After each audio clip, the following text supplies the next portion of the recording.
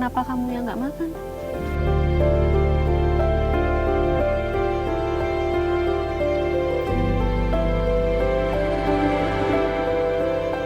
Mbak, satu lagi dong, tempe goreng. Yang besar kan? Makasih ya. Kasih ibu akan selalu ada meskipun harus mengorbankan kebahagiaannya. Dalam kondisi apapun, cinta ibu akan selalu menjadi penghangat jiwa agar anak selalu tersenyum. Kisah berikut ini adalah tentang kegigihan seorang ibu yang tidak pernah menyerah merawat anaknya yang berkebutuhan khusus di Garut, Jawa Barat.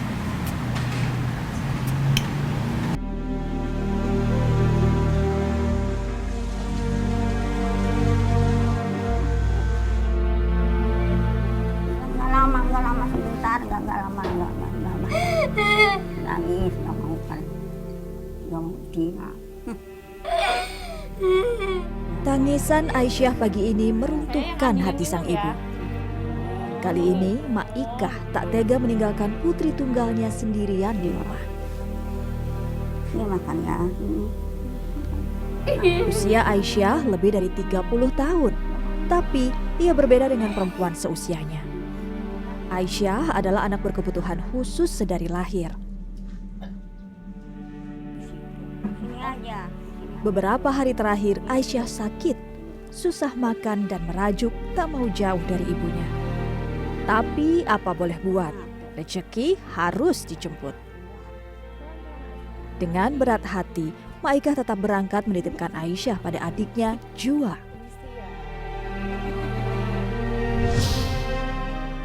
Kondisi Mak Jua pun sedang tidak baik-baik saja. Sudah 5 tahun, Mak Jua hanya bisa duduk di beranda rumahnya di Mekarjaya, Tarogong Kaler, Garut, Jawa Barat. Anggota tubuh sebelah kanannya stroke, geraknya serba terbatas.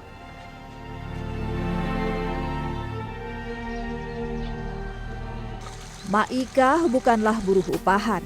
Ia hanya mengambil bulir padi hijau yang dibuang pekerja untuk makan sehari-hari. Ini mana? Jadi Mak bukan yang gebukin yang itu? Bukan. Bekasnya itu ngebog dikasih sama dikasih tuh, kawan dikasihkan. Tuh, wah emak, buang. Gimana tuh? Jadi dari sisanya ini baru Dibuang belakang.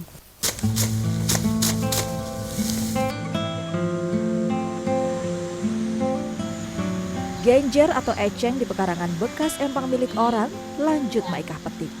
Hasilnya bisa menambah penghasilan Rp500 per ikannya. Namun jika tidak ada tumbuhan untuk dijual atau sedang sakit, Mak Ikah terpaksa mengolah bahan sisa apa saja yang ada di rumah. apa kalau di rumah? Apa? Kalau ada seadanya aja di rumah. Kalau makan garam boleh masuk aja. Boleh sama itu digerus sama cabai itu. Garam sama cabai. Sama Digerus nasi. sama nasi enak. Kasih air.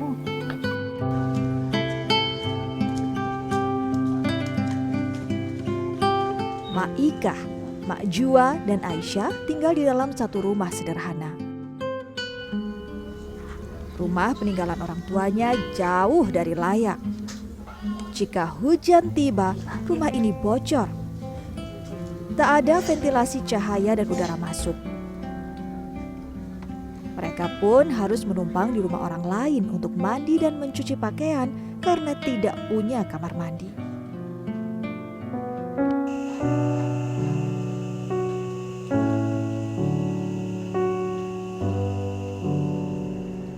Mak Ikah dan Mak Jua hidup tanpa suami. Suami Mak Jua meninggal 20 tahun lalu. Sementara suami Mak Ikah meninggal sejak Aisyah kecil. Meski diisi oleh rasa syukur, tapi tentu Mak Ikah punya harapan. Hidup di rumah yang layak dan tak perlu lagi lelah bekerja serabutan.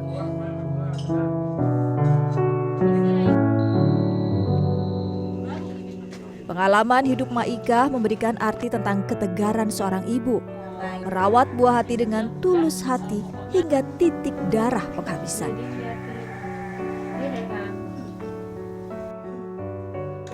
Pengalaman hidup Maika juga mengajarkan bahagia yang sejati adalah bahagia yang dibagi bersama yang kita kasihi.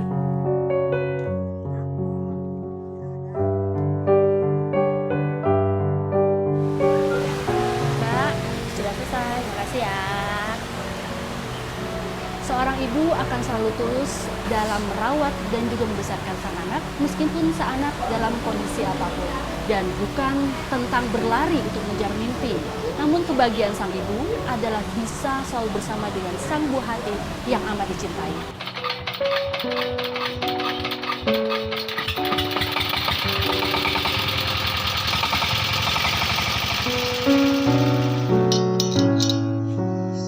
Saya berharap semoga ada orang yang baik yang peduli dengan apa yang saya alami.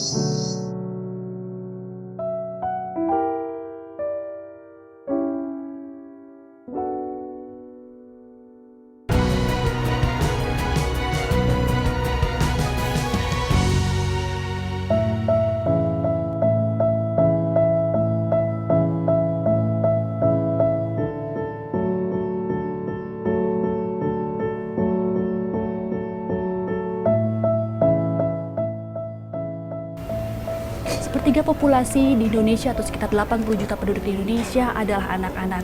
Data UNICEF pada tahun 2018 mencatat bahwa sekitar 12% diantaranya masih hidup di bawah garis kemiskinan. Padahal anak-anak adalah aset berharga, penentu masa depan bangsa.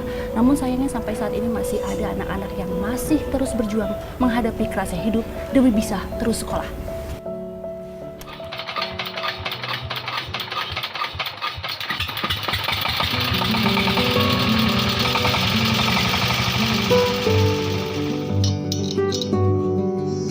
Saya berharap semoga ada orang yang baik yang peduli dengan apa yang saya alami. Inilah Aurelius Adiwaru atau akrab disapa Ariel. Remaja asal Kabupaten Manggarai Timur ini memang nampak seperti anak-anak seusianya. Namun, mari lihat keseharian yang lebih dekat. Tangannya telah terampil menyelesaikan persoalan paling rumit sekalipun dari kerusakan kendaraan bermotor. Beberapa tahun terakhir, Ariel bekerja sebagai mekanik panggilan. Sejak usia 9 tahun, ia sudah mempelajari keahlian ini dari mendiang ayahnya. Ya, Ariel dan adiknya yang baru duduk di kelas 3 SD menjadi yatim sejak 4 tahun silam. Ayah mereka, Yakobus Adimanwaru, meninggal karena sakit. Namun, ibu mereka juga tak ada di rumah, merantau ke Kalimantan untuk bekerja. Hal ini terpaksa dilakukan karena keluarga mereka terlilit utang untuk biaya berobat ayah Ariel. Kini tersisa mereka berdua saja yang harus hidup mandiri. Untuk itulah, Ariel terpaksa bekerja untuk mendapatkan uang tambahan. Paling tidak, ia bisa mengantongi tambahan uang jajan agar tak kelaparan selama belajar di sekolah. Saya terpaksa bekerja seperti ini demi mendapatkan uang agar saya bisa sekolah seperti teman-teman yang lain. Orang tua saya tidak sanggup menyekolahkan saya. Ayah saya sudah meninggal dunia saat saya masih kelas 5 SD. Ibu saya sudah lama pergi merantau ke Kalimantan dan sudah lama tidak memberi kabar. Saya tahu cara memperbaiki mesin dari almarhum ayah saya. Dulu, waktu dia masih hidup, dia selalu mengajak saya ketika ada orang yang panggil untuk memperbaiki mesin. Dari situ, saya mulai belajar cara memperbaiki mesin, baik motor maupun generator.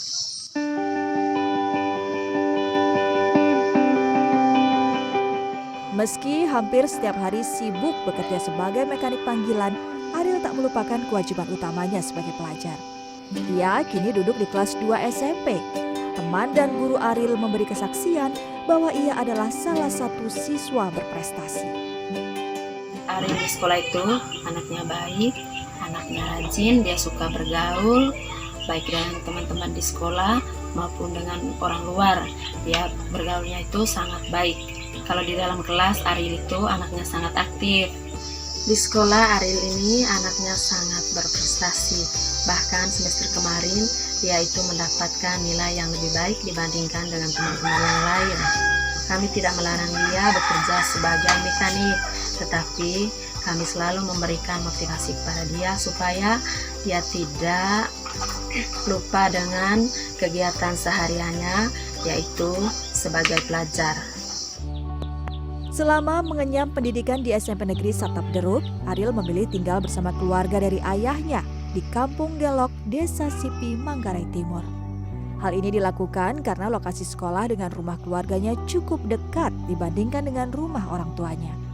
Baru di setiap akhir bulan, Ariel selalu pulang ke rumah orang tuanya di Kampung Dawang, Desa Golowas.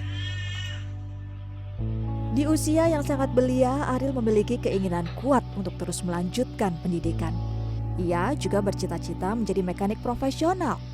Namun, kondisi ekonomi keluarga membuatnya harus berpikir ribuan kali untuk tetap bertahan pada impiannya. Keluarga tentunya merasa bangga dengan bakat yang dia miliki. Namun, kondisi keluarga kami sangat memprihatinkan. Dan jujur, sebenarnya kami tidak sanggup menyekolahkan Ariel ke jenjang yang lebih tinggi. Mengingat orang tuanya sudah meninggal dunia saat Ariel masih kecil. Dan ibunya sudah lama merantau ke Kalimantan sampai sekarang belum pulang.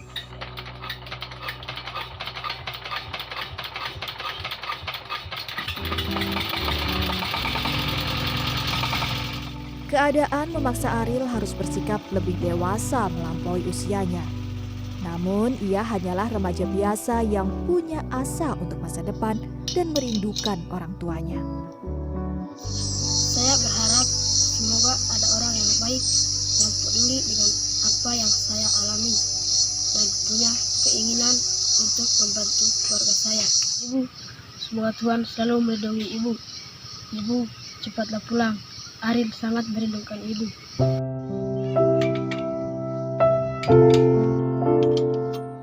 Semesta tentu tidak akan menutup mata pada ketulusan dan kegigihan dari Ariel cilik. Ada keluarga, kerabat, dan para sahabat baik yang akan menemaninya mendapat hak pendidikan serta kesempatan untuk menggapai impian.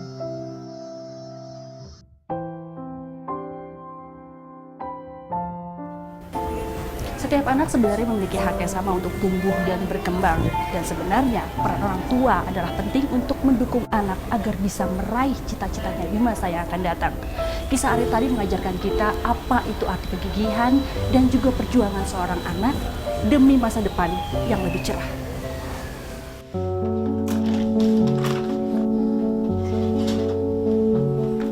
Buat ibu tidak ada kata lelah karena ibu kepengen anak ibu sembuh normal sama kayak anak orang lain. Selagi ibu bisa, selagi ibu masih bisa berdiri, ibu kan tetap memperjuangkan untuk kesehatan dedek, untuk kesembuhan dedek. Apapun akan ibu lakukan di jalan halal, di jalan benar, itu aja. Walaupun tanpa dukungan dari keluarga.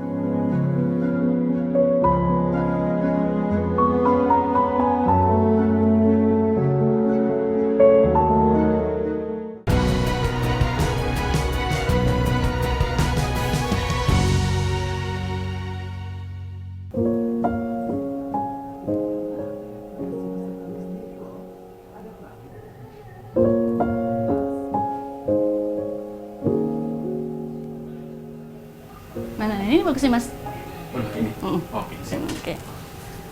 Data BPS pada tahun 2020 mencatat ada sekitar 11 juta perempuan lebih yang kini menyandang sebagai orang tua tunggal.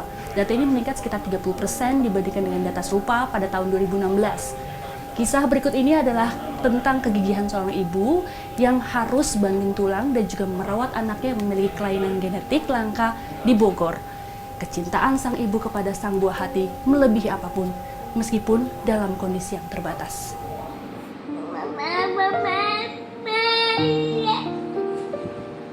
Halo, Dede lagi main. Sehat ya Su ya. Apa amin, amin dulu, amin ya Allah, amin.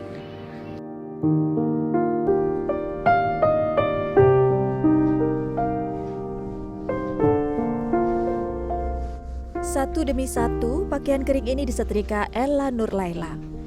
Saat siang seperti ini, biasanya Ella baru bisa bekerja dengan tenang sambil menemani anaknya Rashid bermain.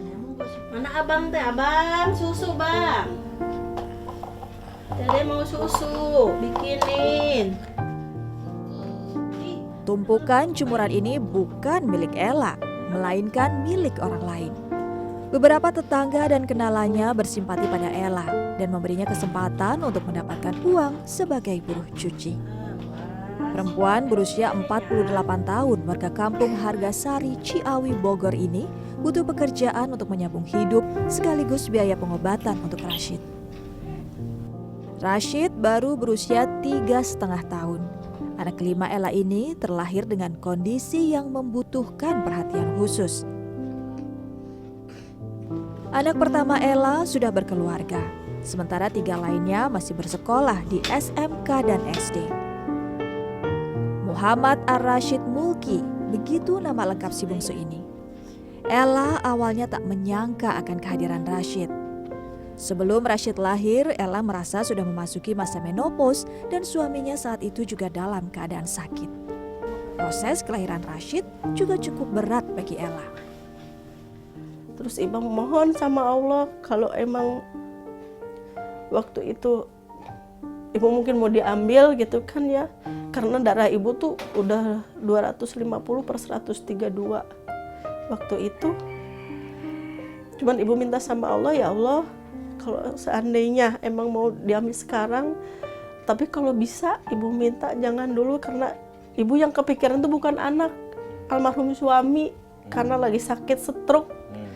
Jadi ibu keingatannya gimana, siapa kalau nggak ada ibu yang ngurus. Nah dari situ alhamdulillahnya berkat pertolongan bidan yang di dekat rumah, dengan cara didorong dia habis semualah istilahnya Maya, sampai banyak jahitan, Dede Rashid lahir. Bekerja sebagai buruh cuci dan setrikaan, beginilah hari-hari yang dilalui Ella demi merawat Rashid. Apalagi setelah suaminya wafat, Ella harus mengerjakan semuanya sendirian. Rashid menyandang sindrom Apert Syndactyly. Sindrom Apert adalah kelainan genetik yang menyebabkan gangguan pada perkembangan tulang tengkorak.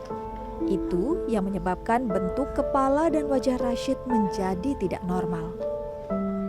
Halo, Dede lagi main. Iya. Sindrom Apert merupakan kondisi langka, di mana prevalensi kejadiannya hanya 1 di antara 65.000 bayi yang lahir. Sehat ya Su ya. Selain itu, Rashid juga menyandang syndactyly, yaitu kondisi di mana jari tangan lengket dan berdempetan. Bisa melibatkan 2 jari atau lebih, sehingga membuat telapak tangan atau kaki Rashid berbentuk seperti kaki bebek. Cuman ibu pas taunya pas ada orang yang nengok, dibuka-bukain, bahwa ibu baru tahu bahwa anak ibu ada kekurangan. Ibu cuman bilang, subhanallah walhamdulillah, alhamdulillah, udah ini udah rezeki saya, udah rezeki ibu menerima apapun keadaan Dede, yang penting Dede masih bernyawa, ibu akan mengurus Dede. Waktu itu ibu udah nggak bisa ngomong apa-apa, sampai kalau ada yang nengok yang banyak ngomong, ibu lebih baik nggak ditengok daripada ibu sesak napas sama sekali, karena darah tinggi kan sesak napas. Ibu nggak bisa ngomong apa-apa.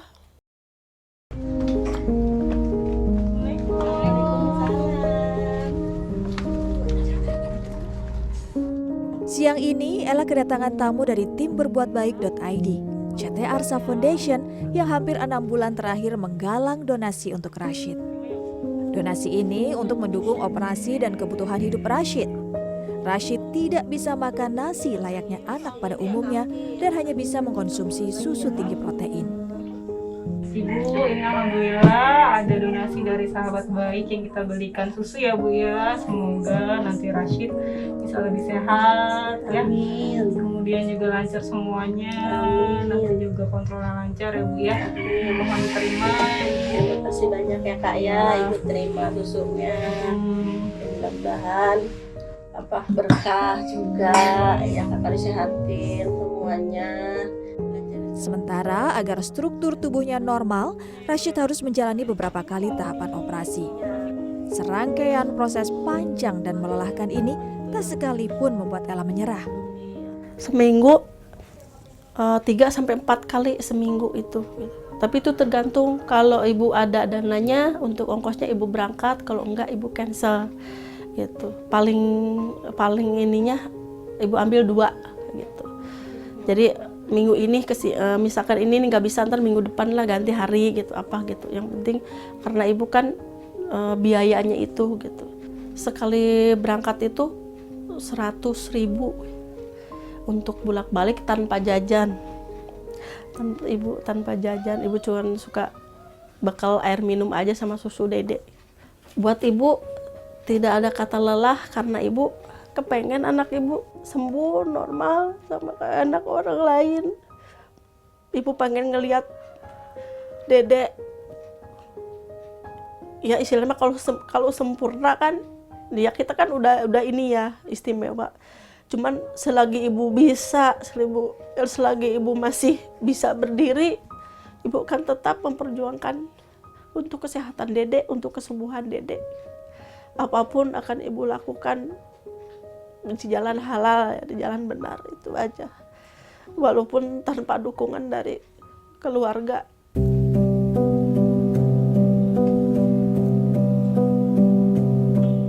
Hari ini jadwal Rashid kontrol ke Rumah Sakit Cipto Mangunkusumo Jakarta. Beberapa hari terakhir Rashid batuk dan pilek. Di rumah sakit, Rashid diterima dan diperiksa oleh Dr. Bena. Dr. Bena menyarankan agar Rashid dijauhkan dari asap rokok orang-orang di sekitarnya karena kondisi Rashid yang sangat membutuhkan udara bersih. Ella Nurlaila tidak sendiri. Ia ditemani sesama penyintas anak berkebutuhan khusus di daerah Bogor. Siti Masyunah atau biasa dipanggil Mama Dede, warga Katulampa Bogor Timur ini cukup banyak membantu Ella. Mereka tergabung dalam komunitas yang masing-masing anggotanya saling menguatkan dan bergantian menemani ke rumah sakit. Semangat dia ya. Sama kan saja ya seperjuangan ya sama Dede Rashid. Banyak ya anak-anak disabilitas. Sharing aja sama-sama punya anak disabilitas. Ada DS, Siti, banyak ya. Tunarungu Wicara, Silaturahmi itu ya. Menguatkan juga. Iya.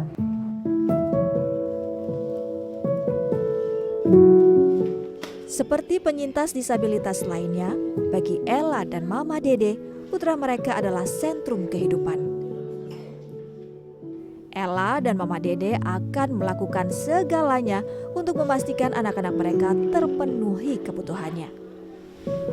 Tak apa sesekali merasakan lelah, asalkan tidak menyerah.